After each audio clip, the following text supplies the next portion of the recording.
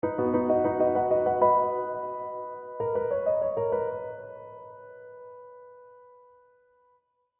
a fact of life that the IRS shows very little leniency to taxpayers who can't provide the backup documentation necessary to prove their tax deductions. Imagine my surprise and shock to find out recently that the IRS couldn't pass an audit of their own.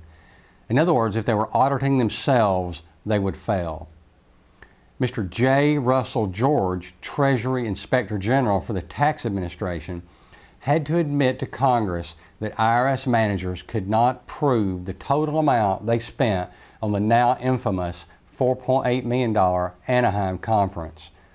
I'm sure you've all heard about these conferences the IRS have put on in the past that were very expensive.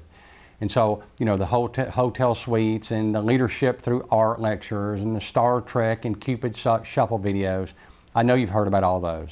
But the news that is really interesting and important is that, you know, here the IRS is giving benefits to its own employees while they were at this conference, and that these were not reported on these employees as W-2 income. So this is the way it's supposed to be done. Very simple, and the IRS failed.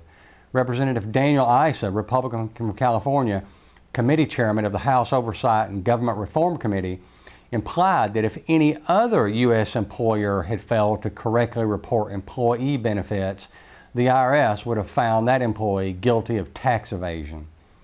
It's all too easy for the new acting IRS commissioner, Danny Werfel, to keep repeating that these issues did not happen on his watch. Blaming the guy who was in charge before you doesn't fix the problem.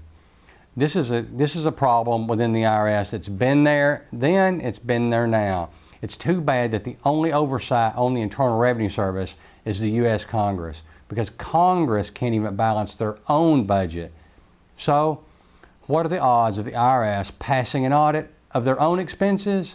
Zilch. Zero. The IRS can't even audit and balance their own books, and that's a shame.